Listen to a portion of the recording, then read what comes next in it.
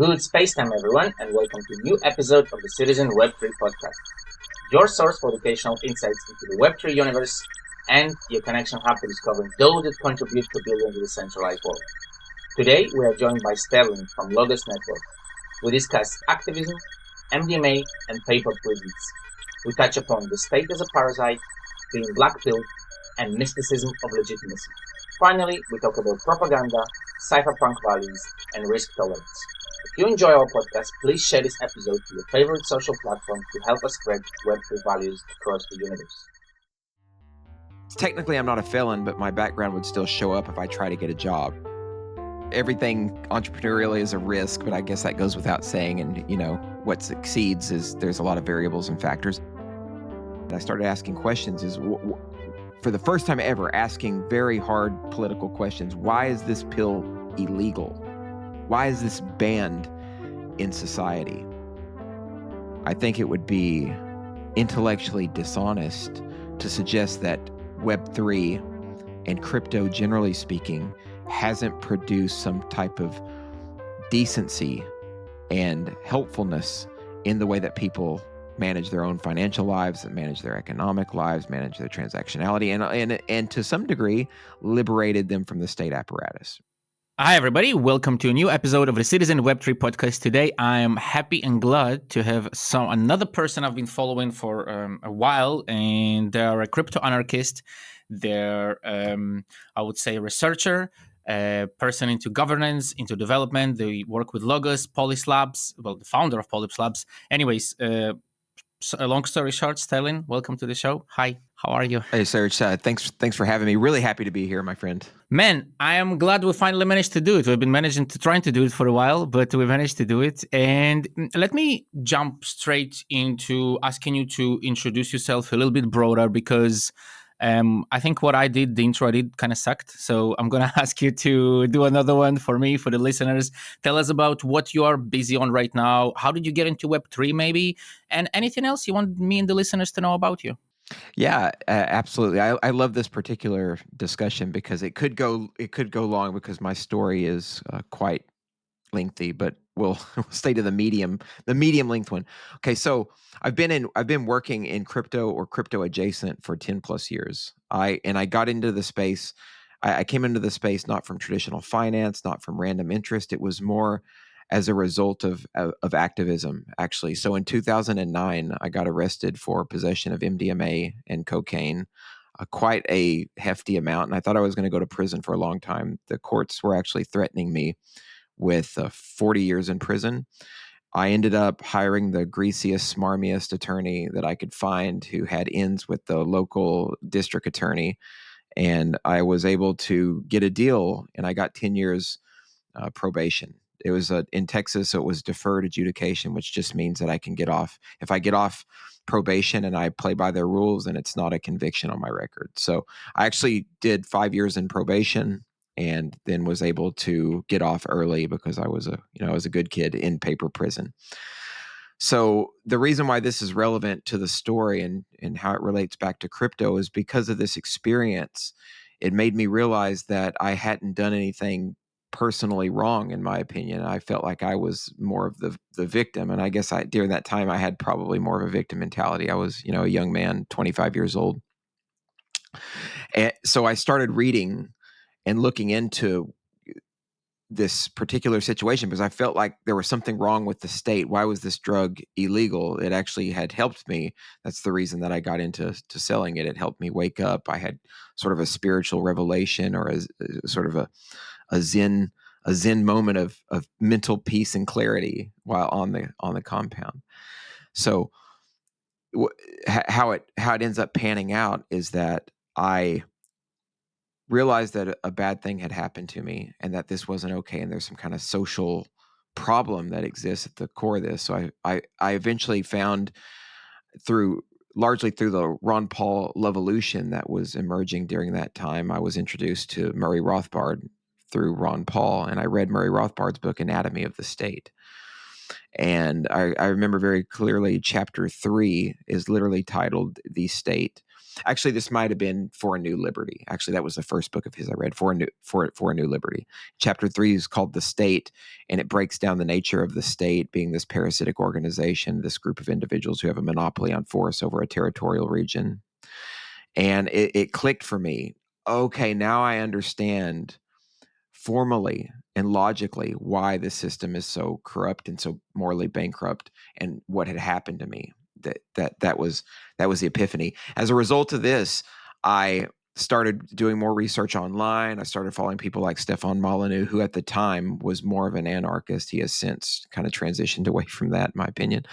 But it was through this constant research that are in a little bit down the road in 2013, I came across people online calling themselves cypherpunks and crypto anarchists talking about Bitcoin, and Bitcoin being a tool to liberate themselves financially and to gain some sense of financial sovereignty and to escape having to deal with the state and the state's money via this new technology. So I started actually writing I made my first post on Facebook about Bitcoin in 2013. I think I said something akin to it looks like all I want for my birthday is Bitcoin, right? So it wasn't until about 3 years later or so, 2 years later, in 2015, I went to PorkFest in New Hampshire. And at PorkFest, anybody who's familiar with, it's a massive libertarian conference. They have an area called Agorist Valley where vendors set up and they sell their goods.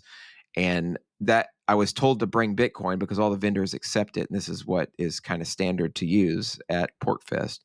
And for anybody who is familiar with sort of the history of how Bitcoin started really spreading and circulating in the US, it was largely a result of the work by Ian Freeman, who's now in prison, unfortunately, right, as a result of running an unlicensed money transmitter. That's a whole nother story.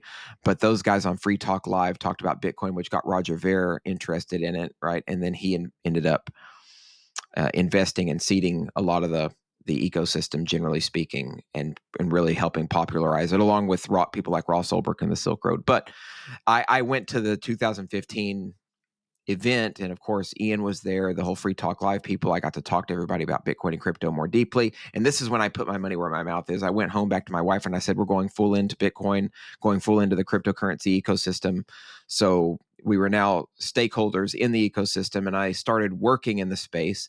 Coincidentally, this coincided with me losing I was working as an assistant store manager at Walmart, and I got fired. I lost my job because they did a random background test on me. They finally figured out I'd been working there for years, like while I was going to college, and they found out about my background and they terminated my employment. But it ended up being the best thing that ever happened to me, because then I was like, what am I going to do?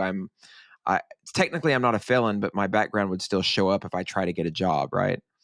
So I said, okay, maybe I need to experiment with another opportunity. This was around two things happened. I started publishing content on Steam. I don't know if anybody remembers the Steemit platform, where you could blog and it was delegated proof of stake and you could get paid out in a cryptocurrency token.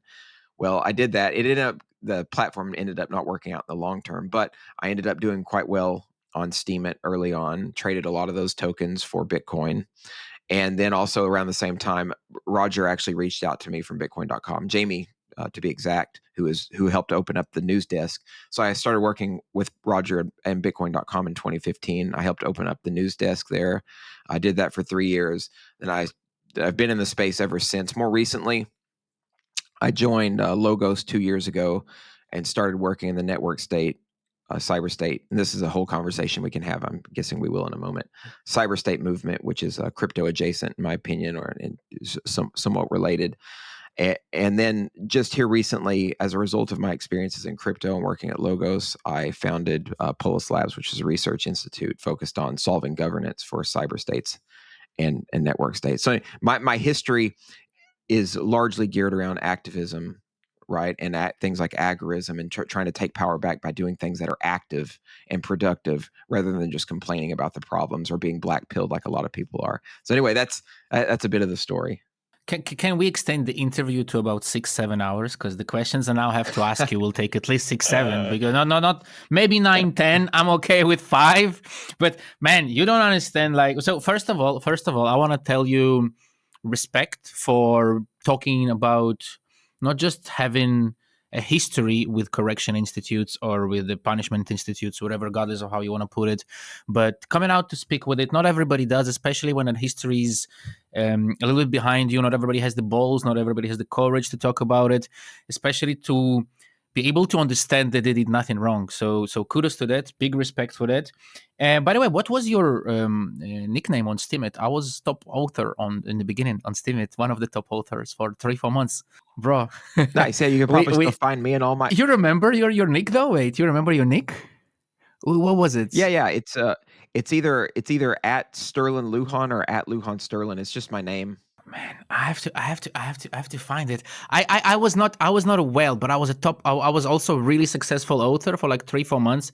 I kept hitting like all the time top shit. I this is how my crypto career started. I went on to launching the first fork of Steemit, which was called Golos. It was the first official and unofficial fork because the license was different before they changed it to completely open source. We had to pay them for the license. We had to give them 10% of the ICO, which was 2016, I believe. So a lot of connections there, man. You did a cliffhanger, which I want to go back to. During your introduction, you mentioned reading several books and understanding, or at least grasping, as to why and what's wrong with the society, why the system, not society, sorry, the system.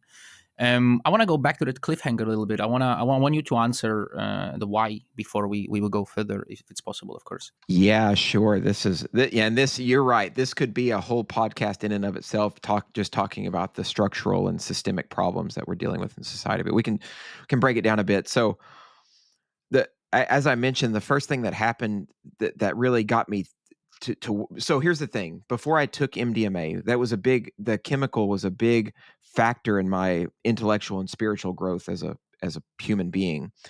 And so the first thing that happened when I took the pill is that I started and this was before I ever got arrested. I started asking questions, for the first time ever, asking very hard political questions. Why is this pill illegal? Why is this banned in society? And that's what got me going down this rabbit hole eventually, that led to this full formation of this anarchist attitude. So what the primary problem is, how you can break it down, is that government, first and foremost, is an illegitimate institution that has the mystique of legitimacy, or the mystique of authority is the way to describe it, where it universally tells people how to live their lives on threat of violence if they're living in a territorial region that is controlled by that state. Another way to describe the system, is called the Westphalian state. And so just a small history lesson. Anybody who has any knowledge of the 30 Years' War, which was a war between a variety of different states, one of the bloodiest wars in history. And the conclusion of the 30 Years' War was called the Peace of Westphalia, or the Westphalian Treaty. And this treaty basically set the precedent for nation-state sovereignty and clearly defined borders, with the hope of preventing these religious wars that really engendered the 30 Years' War, right?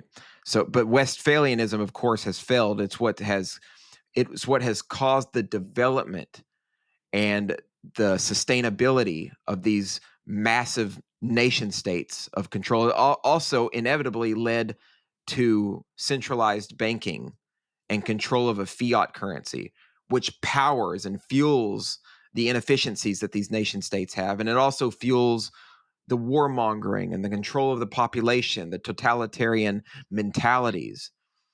Overall, it is what put us in this particular situation that we're in today. So that's the main problem socially and culturally that we have to face, is this idea that we're being aggressed against our will on a daily basis. So this is the problem, as I can summarize it most accurately and easily. And there's a lot of different people who've written, and I mentioned Rothbard wrote about this in Anatomy of the State, for the Libertarian Manifesto. He's also written about the economic sides of it as well. And then there's a book I recommend by David Friedman called The Machinery of Freedom, which also describes a similar scenario. But I want to be clear. This is a description from my own personal background and experiences, and also my understanding of anarcho-capitalism or voluntarism. But that doesn't necessarily mean this is the strategy that I would employ to solve these problems, which of course we can get into. But structurally, from my vantage point, the problem is the institutionalized and really commercialized use of aggressive force on society that under the aegis or under the rubric of the use of law or regulation to control society it is what I see as fundamentally problematic. And it's a problem of human governance that we need to figure out a way out of and try to figure out how to solve or how to correct for, right? So that's the issue as it stands. I find it fascinating to see two things in that, in what you mentioned. One, I think it's fascinating, to see how the institutions of correction and punishment, in what slow motion and in a bad way they work. And what I mean is, for example, if we talk about MDMA, or if we talk about FDA approving ketamine recently, or MDMA is being used for treating not just PTSD, sorry, but other disorders already. And it's crazy how, if you go back to how the war on drugs started, and I'm not talking about the 50s or the 60s on not Reagan. I'm talking about, the corn, the 1920s, the word marijuana, because the corn farmers didn't have fucking space to grow their fucking corn. So, and it's interesting to see how what you say kind of builds up on all of that. What's wrong with the society, all this commercialism, all this thing. The only thing I think I want to mention is about, you kind of mentioned quite, in my opinion, high, like A-class authors about anarchism. What I noticed, and what I would like to maybe share with you, with the listeners, from my anarchistical adventures, sorry, because I consider myself to be a really like hardcore, and some people, when they hear opinions, they're like, oh my god.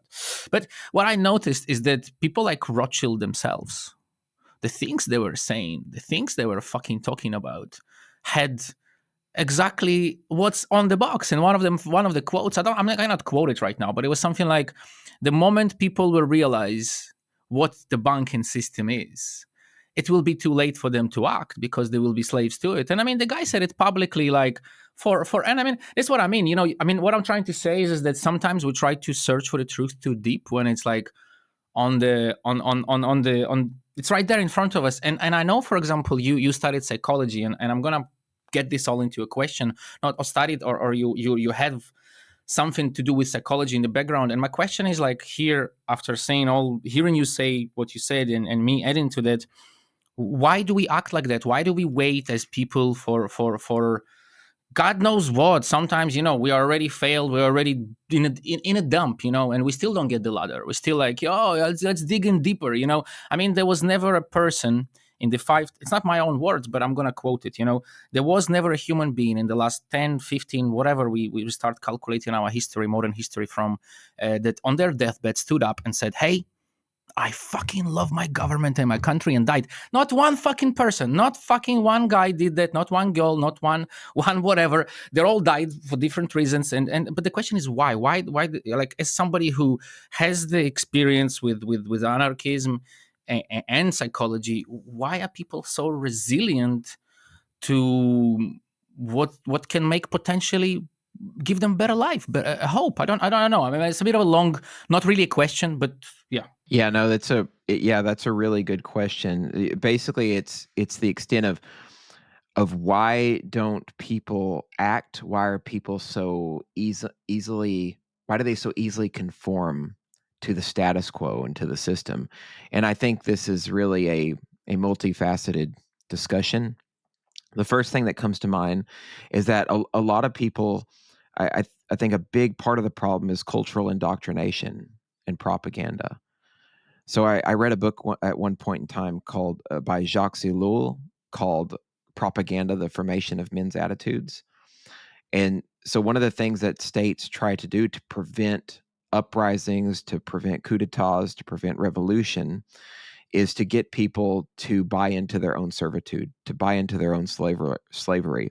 And what Elul would say is that this requires a constant bombardment of propagandistic messages, of messages that speak to the sanctity and the power of the state, and that we should be subversive to the state. This is the reason why public schooling is wholly a state-based propaganda machine. There's a reason that the Prussians developed the modern schooling system in a way that is meant to churn out obedient worker drones rather than self-thinking autonomous individuals.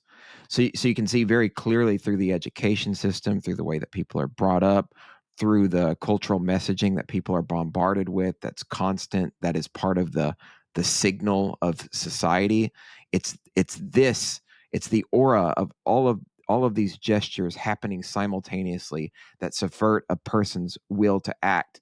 And then combine this with the fact that people are very, very risk adverse when it comes to pushing back against systems that are so large, so intrusive that they can simply crush you, right? This is why Thomas Hobbes largely referred to the state as the Leviathan, because it's this monster that can constantly crush you at any time that you try to fight back. So it takes a person with a tremendous character and spirit and fortitude, intellectual and emotional fortitude, to try to fight back against this. It takes groups of people with this revolutionary ethos and spirit to say, no, somebody has to do something. So I think there's a lot of different reasons why people are in this conformist mindset, but it's largely that risk tolerance piece of the fear of fighting back, not having the courage. And then it's also that a lot of people are engineered to actually believe that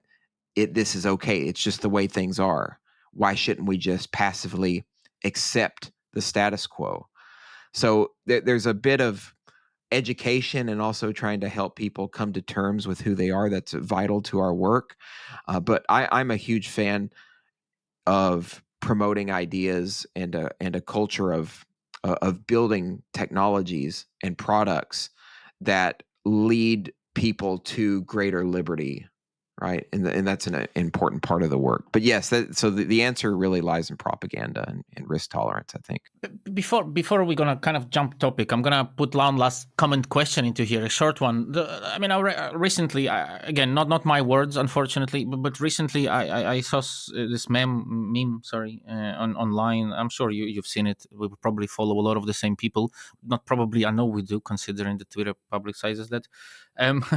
Sorry, but something about it was. There was a guy who said, "I bet it wasn't you by any chance. Maybe even it was a guy who said, I bet that if it wasn't the parents who would teach their kids to wipe their asses with toilet paper, but they would learn it at school. It would only take one generation for people to believe that it's the education system that teaches people to wipe their asses with toilet paper." So the question is, we talk a lot about governance, but is it really the education system that the biggest elephant in the room?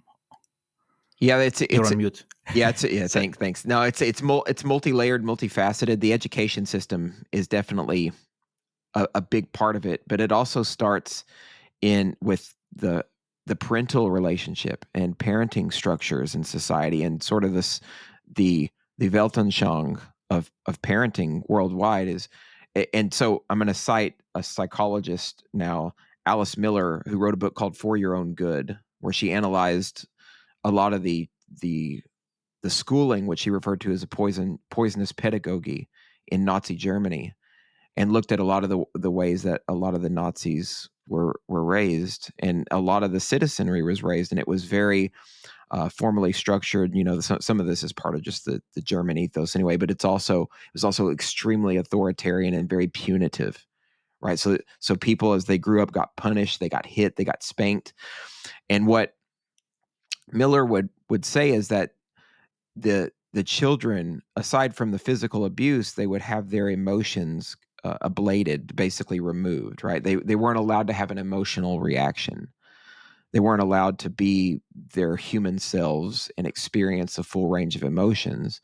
So you can imagine what kind of psychological problems that this would precipitate if you weren't able to feel and to express your feelings, and then to be potentially hit or abused as well. That creates a dysfunctional personality, right? So I think looking at the psychological literature on child upbringing is important. And now I think here's where we can get really deep and a bit more philosophically attuned with the discussion.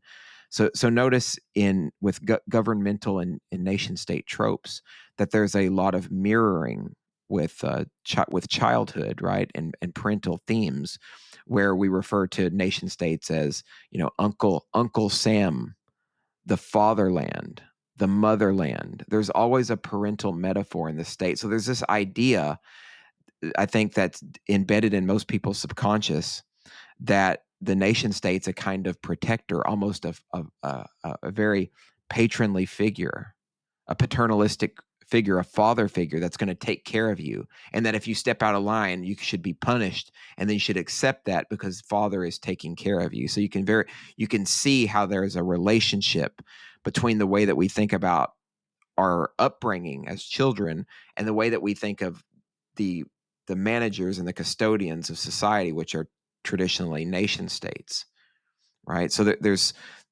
we have to get over this fact that governments aren't our parents. They're not paternalistic figures, right? And then when you see it for what it is, the fact that it's an aggressive entity that tries to control and micromanage society, that helps you escape psychologically from this matrix, right? And that very much is the metaphor of the matrix, right? You take the red pill, Neo, take the red pill, you wake up out of the matrix and you realize what it is. But that also takes a lot of courage, right? To come to terms with that and to realize that psychologically means all of a sudden you're at odds with everything that your society and that your culture stands for. And you have to have that renegade or that maverick mentality. But yeah, I think parenting plays into it, psychological and subconscious attitudes about the state. And then the fact that this is all horizontally reinforced by the citizens. This is something that Larkin Rose, who wrote a book called The Most Dangerous Superstition, talks about quite often. This horizontal policing of people, where you're like, oh, you're out of line, you're a lawbreaker, you're doing drugs. So they reinforce the status quo, right? Even if the status quo, for those of us that tend to think more logically, would say is morally abysmal, they support that, and they keep it in place. So it makes pushing back against it and creating reform or absolute change extremely difficult in society. And this is, again, why I think that building novel structures, and I forgive me for I'm going to go on a bit of a history lesson again, a bit of a tangent. So there are groups of people who eventually, if they finally say enough is enough, and they wake up to the fact that they're being controlled and the status quo is not great, and the government has all these debt-fueled inefficiencies and all of these governance problems, they can create structures and institutions that run in parallel. These are called parallel societies or parallel institutions. And this is exactly what happened in the beginning in the 1960s in Czechoslovakia with the so-called Velvet Revolution. Right? What happened is these dissidents, these activists, they were referred to as Chartists, where they said what we're going to do is create a parallel institution and structures, and we're going to use these structures to, instead of having a direct confrontation with the state, we're going to create a second culture, a second space. A few of these, just to name a few folks involved in this, Ivan Hiros is one, and Vaclav Benda are another one who really wrote the guidebook on what they refer to as the parallel poli, the parallel polis. And their purpose for these institutions was giving people a second space, a second culture for existence. And what they did is they had an anti-propaganda campaign called Samizdat, which is basically it's previously censored material that the state censored, again, propaganda and indoctrination. And they republished the censored material as pamphlets and handouts. And they did this to keep their secondary institutions, their parallel institutions, powerful, and to keep that mind share liberty-based mind share very active. And this is the reason why the Czech Republic today has a very strong crypto and anarchic attitude. If you've been to Prague, recently, or spent time in any of the institutions or places in Czech Republic, it's very strong. Anyway, so the culmination of this story is finally the communist regime relinquished power peacefully as a result of the Chartist movement, as a result of these parallel institutions and parallel societies. I think it was in the maybe it was 1989. I know it was in the late 1980s, and the interesting thing is they actually took over the power structures, the traditional power structures in society.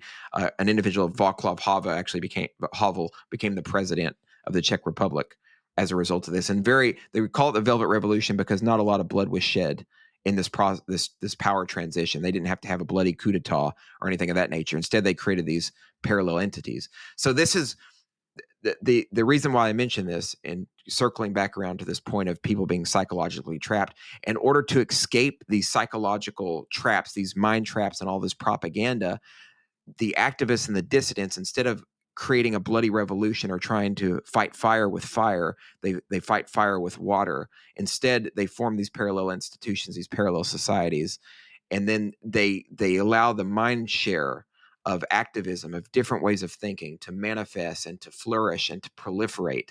And I think that's how you actually create change at the crux of society, when you're dealing with all of these propagandized attitudes. All of really, it's what psychologist Charles Tart called a consensus trance. Everybody's in this trance, this matrix of illusion that requires some demonstrable activity for them to snap out of it. So it requires a movement. And I think these parallel societies represent more than a movement. It represents a different way of life that can be seen and demonstrated, because we're very much social animals, right? We have a mirror neuron system that activates when we see other people do things. And so when we come together and act in unison, that's what creates a wellspring of movement toward a different way of being and way of living and way of existence. So I think that's really an important point that comes out of, I think, everything that we do in crypto and Web3 and in the network state, the nascent network state and cyber state movement. I'm gonna try to make a comment and take it to Web3 from here, because it's very hard not to stay in here, because I have a lot to talk about this topic,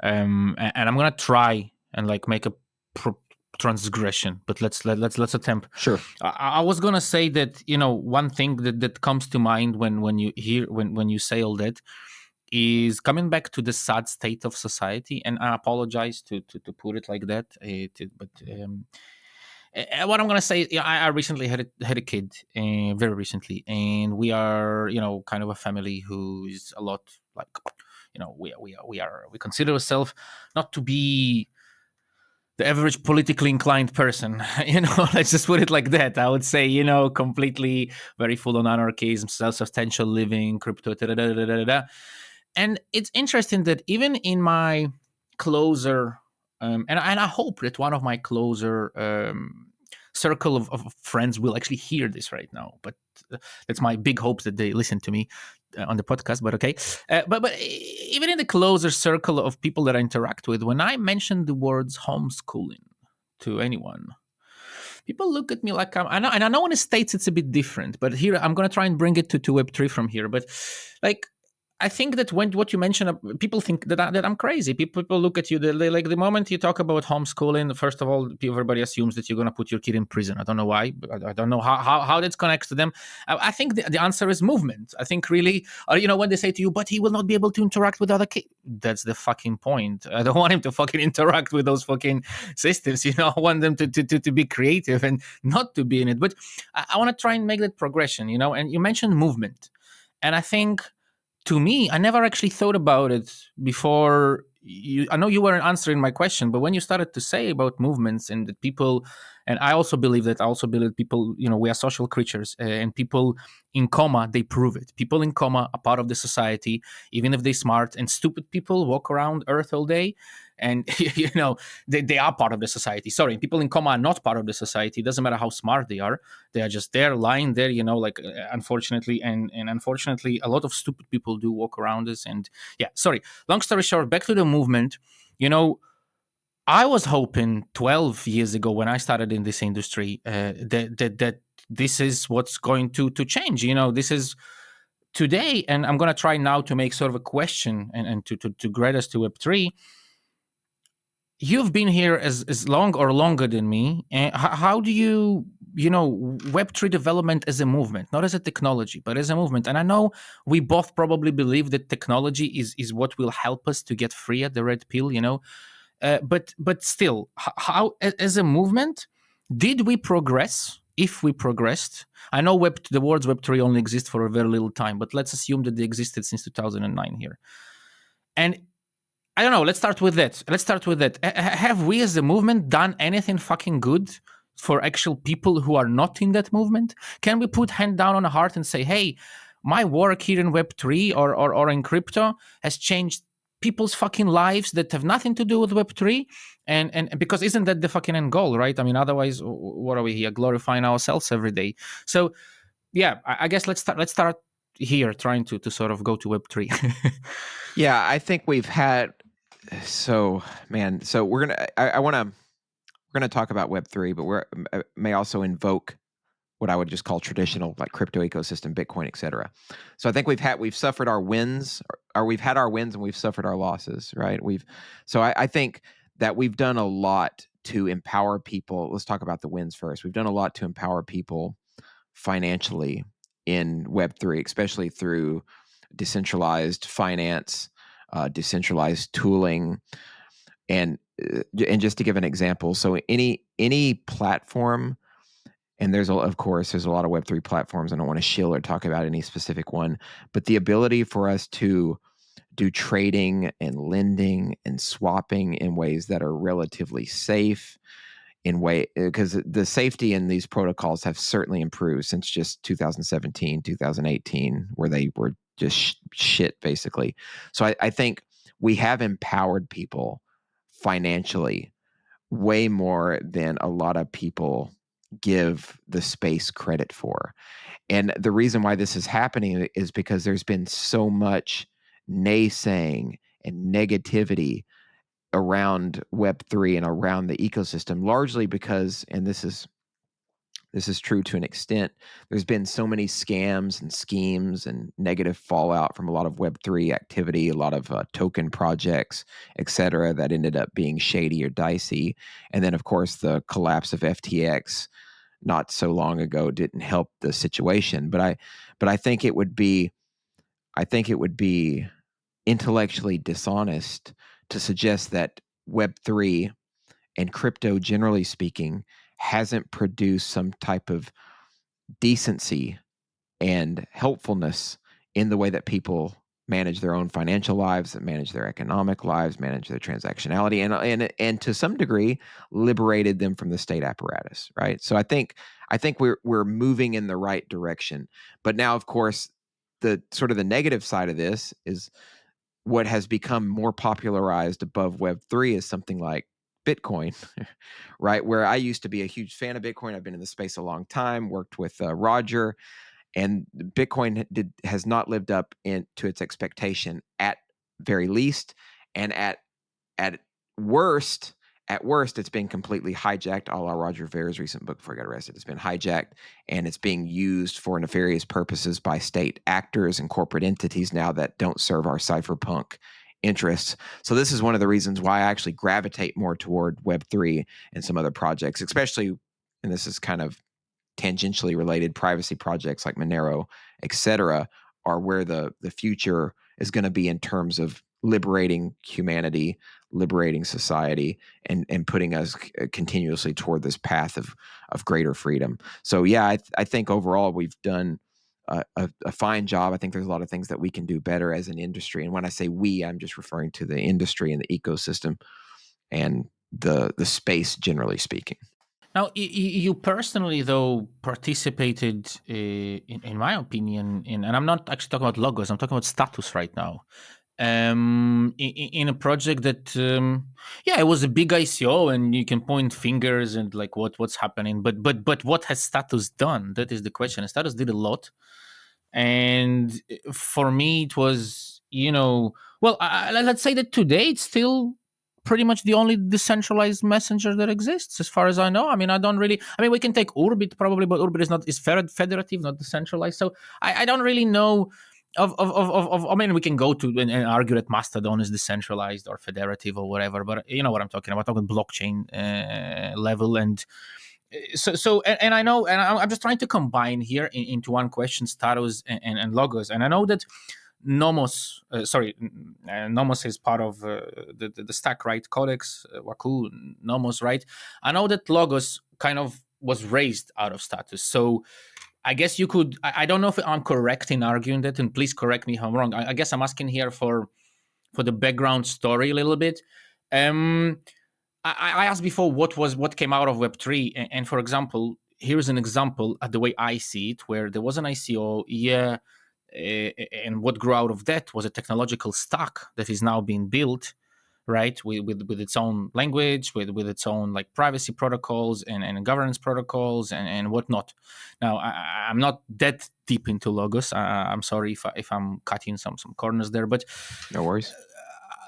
Can you talk a little bit about that kind of connection and that progress of what is happening right now in there, and what exactly is being built? Because just gonna put the question mark here and let you kind of take it from there. Yeah, I'm glad you asked this question. So the thing that's really beautiful about the status ecosystem is it's one of the few projects that had an ICO and that came out of that relatively unscathed, right? I think a lot of the projects that were booming after the ICO craze in 2017 were absolutely abysmal failures. There was a lot of scams and Ponzi's as well.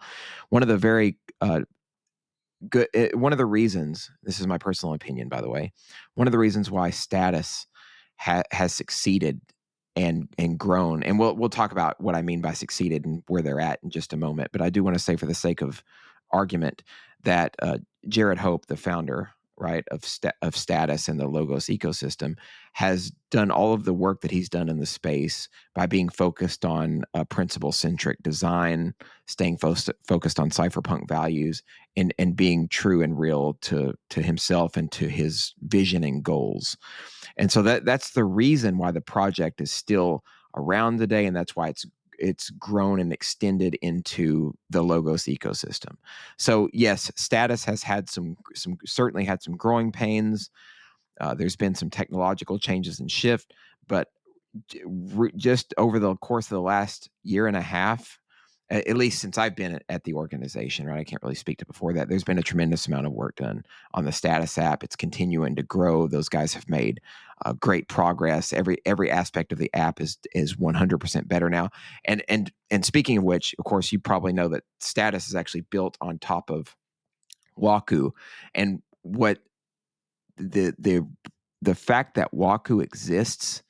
And those guys took Gavin Wood's Whisper protocol and finished developing it and took that to its logical conclusion is a testament to the hard work that these guys, because there's a number of projects that are built on top of Waku. Waku is an active live protocol that truly is a decentralized peer-to-peer privacy enhancing messaging protocol that really is one of the few that exist at scale in the Ethereum ecosystem, to say the least. Not to mention, you can just build other shit, anything you want on top of it, leveraging things like libp2p, et cetera. I don't know. We won't get too technical, maybe. So I'm not a super technical guy, but I've enough experience in the space to speak on it.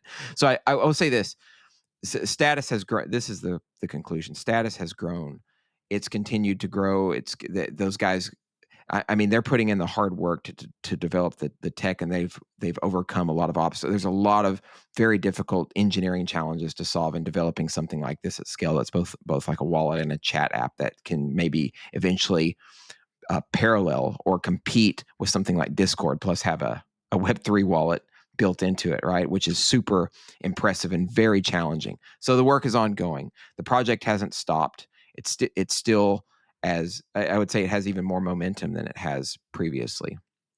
Again, that's not a Logos or Status disclaimer work, and this is my personal opinion on the matter. Now, the And the cool thing, of course, is that what came out of the existence of Waku is now the whole Logos ecosystem and stack. And this is where I personally work, right? I don't even work primarily with the status guys, although because that's just part of the whole organization. By the way, the organization is housed under an institution called the IFT, the Institute for Free Technology. I actually have the shirt on right now, free.technology. And so I work with Logos specifically as one of the community leads. And we're developing infrastructure for the proliferation of network states. So the idea at some point, and I'll use the term cyber state because that more, I think, accurately defines what we're doing. But these protocols include Waku, of course, which is peer-to-peer communication, Codex, which is decentralized data storage, which is that's a whole podcast. That's a 2-hour-long podcast in itself talking about data storage.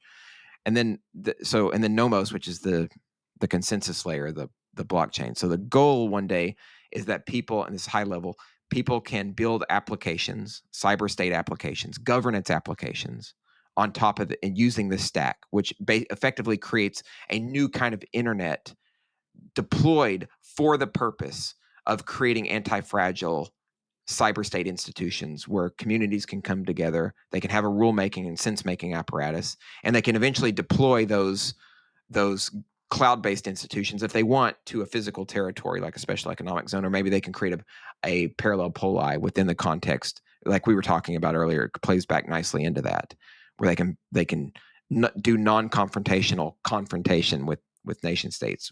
And this is my opinion. The organization itself is credibly neutral or politically neutral in terms. We would just say that you can go out there and build whatever kind of institution you want on top of it. I'm giving you my personal things of what I would like to see built. Right, cypherpunk applications, cyber state applications that allow people to come together as a second culture, right, as a parallel polis, where they're living and they're being and they're doing economic transactions and they're voting and they're basically governing one another, right? Governance, not government, in this ecosystem. So this is what Logos is up to, and of course, to do this, Logos as an institution is constantly having to innovate, right? This is a sandbox for innovation where these guys. So there's a part of Logos that's called VAC.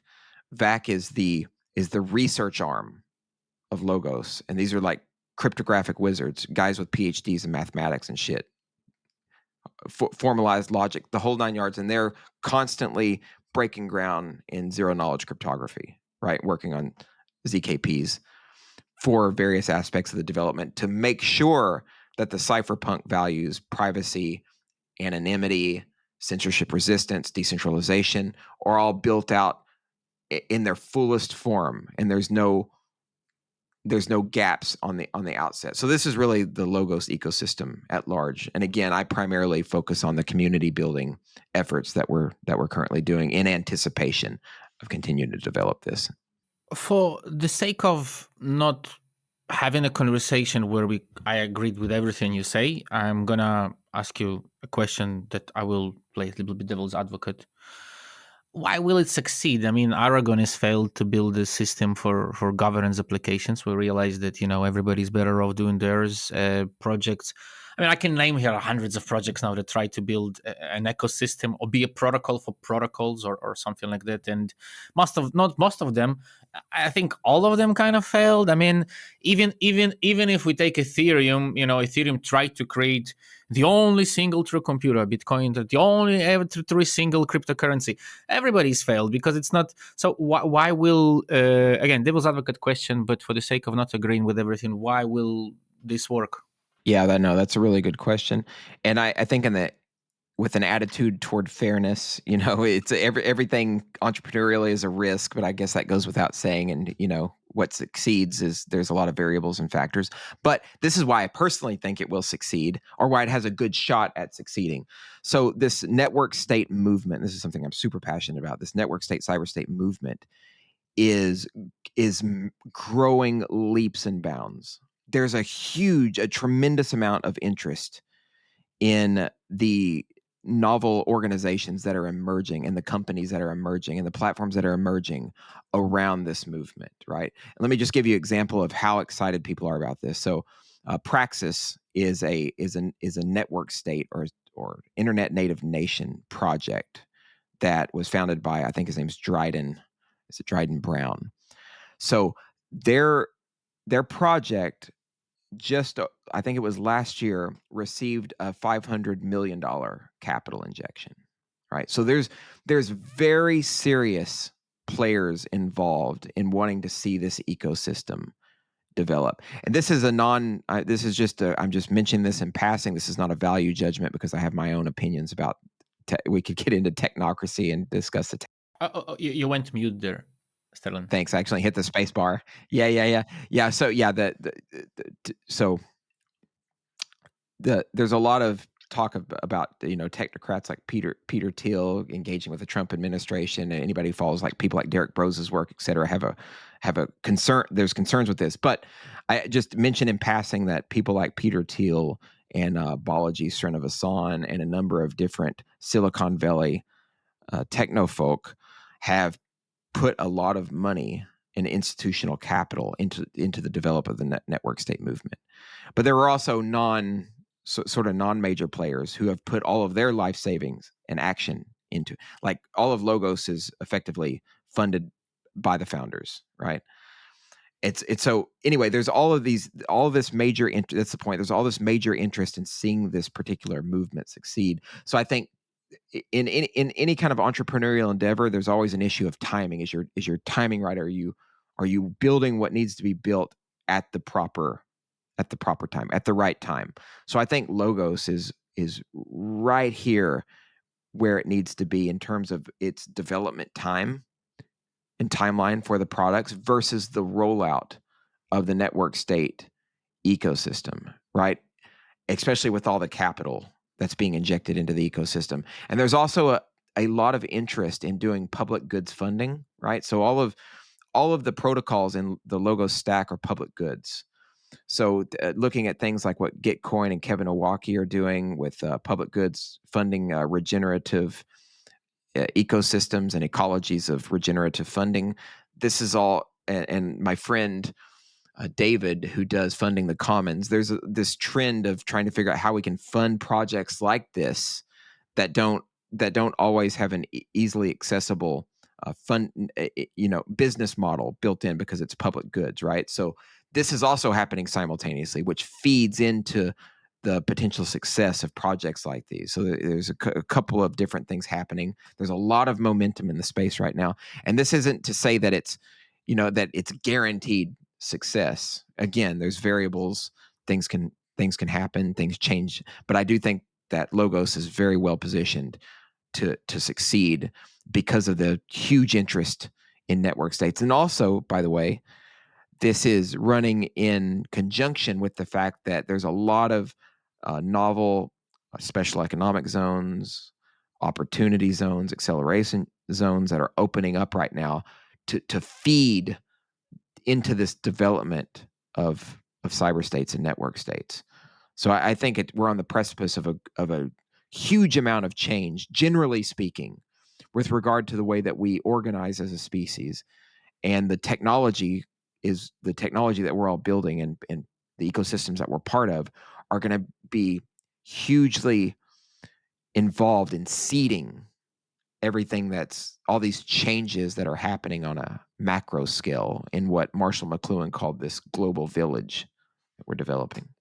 I interviewed not so long ago Seth for Privacy, and one of the things he said, which was like nothing new, but a different way of thinking.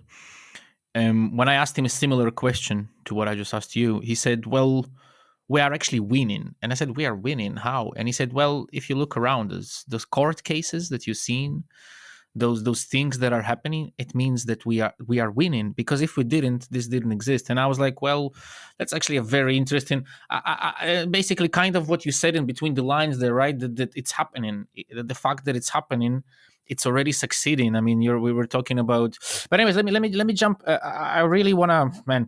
Okay, before I'm gonna jump into the Blitz. Before I do it, one last kind of question with short, if we can try to maybe whatever, try to answer it how you want, but maybe something for, maybe something against. Before I go into the Blitz, I'm gonna ask you for your opinion. There are. Sorry, your advice, not your opinion. Sorry, I apologize. Your advice, Sterlin, for a particular type of crypto founders. In my opinion, the problem with Web3 is it has lost its balls. In fact, it never grew them. So, the day it will happen, maybe Web3 will also change. Maybe we will all start, drinking freedom of our taps. But your advice to anarchist founders in Web3 who consider themselves to be, because I went through a lot of pain with my, I'm a founder, and I went through a lot of pain with my project, not only the podcast, the infrastructure, the validation, the everything else we do. And, I found that it was a barrier. My values are a barrier to making products and to turning those products into hard code value that can be exchanged for goods. So, what would you say today to those guys who have a lot of values that are coming into this industry very quickly, like something that you would advise them to do and maybe advise them not to do, definitely, but still stay true to themselves, to those Cypherpunk values that we are talking about? Yeah, that's a really challenging one. The first thing that comes to mind is your values are, you should always prioritize those for sure in everything that you do, and you should make that a public statement. But I think also what's important is not to forget that your target audience or your target customer, your minimum viable product for that customer has to change with regard to their demand. So there's a market or a business case for also being flexible. And this doesn't mean you have to change your values, but it does mean you should be very, very specific about the market that you're trying to push your particular product or project onto, and to change or to shift direction on a way. So I mean, this is very sort of standard, I guess, startup advice. When you're starting up a business, you have to be flexible. But another thing that I'd mention alongside that is, if you do intend to maintain those values and you're steadfast and you believe in them, you also have to have a tremendous amount of risk tolerance. It is true that we're winning and a lot of things have changed. I was working, just a bit of personal experience, I was working, and I'll try to make this quick, I was working at a crypto exchange for a couple of years with a good friend of mine. His name's Ernesto, and he has a company called Crypto Space, and now it's in Mexico, called CryptoMex.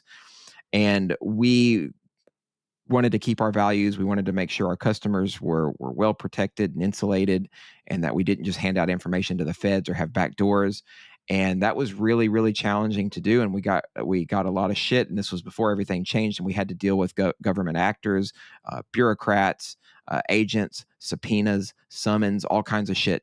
We eventually had to shut down crypto space in the US because of regulatory scrutiny, and we moved the business over to Mexico, and Ernesto's still working there with CryptoMex. So just make sure that you're willing to put up with a lot of BS, and it may not be as bad now, right? Because things have changed, but do bear in mind that there's a lot of actors out there who absolutely loathe crypto, and they'll do everything they can to shut you down. So prepare to come in with grit and fortitude. And Vaseline. A lot of fucking Vaseline. Yeah. No, seriously, man, you cannot do without it in the crypto industry. I'm sorry. I'm sorry. Sorry. But okay, let's try to jump into the Blitz. I call it the Blitz. You don't have to answer like without thinking. And the questions, I assume they would be as weird as they are. I usually warn guests. I probably shouldn't warn you. They'll probably be to your liking. So you kind of gave the answer to the first one throughout all the show, but I'm still going to ask it. Please give me, you don't have to give, you can give more than one, but either a movie or a book or a song, which has a positive influence on your work, which I guess is very easy for you, but okay, I'm just gonna ask the question and see. Yeah, and maybe I'll reference one that I did not mention that's been super influential, although it's kind of a bit strange. So Terence McKenna's The Archaic Revival. I have it on the shelf, but maybe it's further down. Terence McKenna's The Archaic Revival. And in terms of films, personally, I'm a huge fan of communication and psychology. So Arrival, based on Ted Chiang's short story, is just a fantastic film that constantly inspires me to try to break down communication barriers, and then it reminds me of the importance of building, right? Because if we're building, we're needing to communicate what we're building, and we're needing to ensure that it can create change, and that's largely through communication. Okay, nice. Quick note for all the listeners, boys, girls, robots, whoever is listening to us. Please do your Dior. Very easy. Show notes, everything me as Sterlin mentioned, protocols, books, movies, songs, whatever. Please go out there, have a look. Dior. Some of those things are fascinating. Be ready to take some pills. Have every each to his own. Sorry, Sterling, back to you. Okay, give me one motivational thing that keeps Sterling get out of bed every day, believing that he can build an alternative system, believing that this world is still got something better left in it, and yeah, keeping on working on governance and on protocols and everything else you work on, man. Yeah. So the thing that gets me out of bed, recently you mentioned, we didn't talk a lot about it. Maybe next time, Polis, I founded with the idea that governance is not solved. It's an open question. I recently saw a talk by Vitalik in person. It was when I was in Malaysia at the network school that Balaji founded. He said on one of his opening slides, that governance isn't solved and that membership isn't solved in network states and cyber states. And I had the epiphany that this is just, generally speaking, governance is not solved, because all we've used in the past is government, just guys trying to tell you what to do, when the reality is we need to hone in on our sense-making apparatus, our incentive mechanisms, et cetera. And we're just really starting to work on that with crypto protocols. So every single day, what gets me out of bed is thinking about how can we solve this problem? What kind of research do we need to do?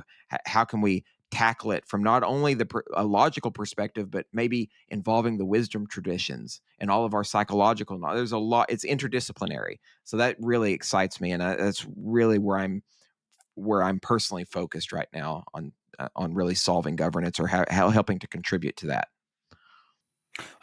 First of all, by the way, again, sorry for not really mentioning Polis Labs, which you're a founder of course. And once again, please, guys, find it in the show notes. Have a look what the guys do, which is research into governance, amazing work. And second, I guess we didn't really talk governance, to be honest. We talked kind of governments and not governance, actually. And I would love to, because on Twitter, there's a couple of times I disagreed with a couple of things he said, and there was a couple of things we did agree on, and we did carry on conversation. So it'd be interesting to definitely go another time into it. But I don't even know if it's one episode or two or three or four. But okay, last one, weirdest one. Dead or alive, or real or made up, somebody could be a family member, could be a colleague, could be a cartoon character, could be a book character. Not a guru, because I don't believe in them. I don't believe in worshiping things, but a persona that when you feel stuck, like professionally, especially professionally, let's try to keep it to the topic of the podcast kind of thing, or your values, in terms of your values, you kind of remember of that persona or whoever it is, maybe a real person, and it helps you to build up on starting again, and to push on forward again. Not a guru, but somebody that you can look and think, oh, okay, that helps me now to progress, kind of thing. Yeah, I mean, one of the first persons to come to mind, I mentioned McKenna's book, The Archaic Revival. I'm a huge fan of his work. Generally speaking, I've watched hundreds of hours of his video content and audio lectures, and I do a lot of public speaking. And I mentioned I'm a huge fan of communication.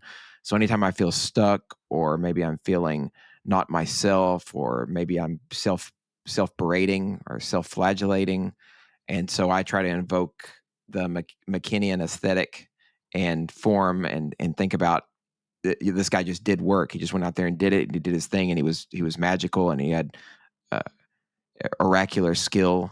Just an amazing thing. So I think Terrence McKenna's got to be up there on the top of the list somewhere. Nice. I like that. There's definitely so much. There's so many mentions to anarchists and to UNCAPs and to libertarians. I love it. It's a lot of psychology as well, but I don't know. In psychology, I see a lot of actually libertarian things in psychology. But okay, we're going into another episode. I know. I'm sorry. So Sterling, I want to thank you so fucking much for your time. It was really just for me, I don't know, but for me it was amazing. So thank you very much for finding the time, answering my questions. This is going to be a goodbye just for the listeners. For everybody else, I want to thank you for tuning in, and see you next week. Sterlin, thank you. Thank you, my friend. This content was created by the Citizen Web3 Validator. If you enjoyed it, please support us by delegating on citizenweb3.com/staking and help us create more educational content.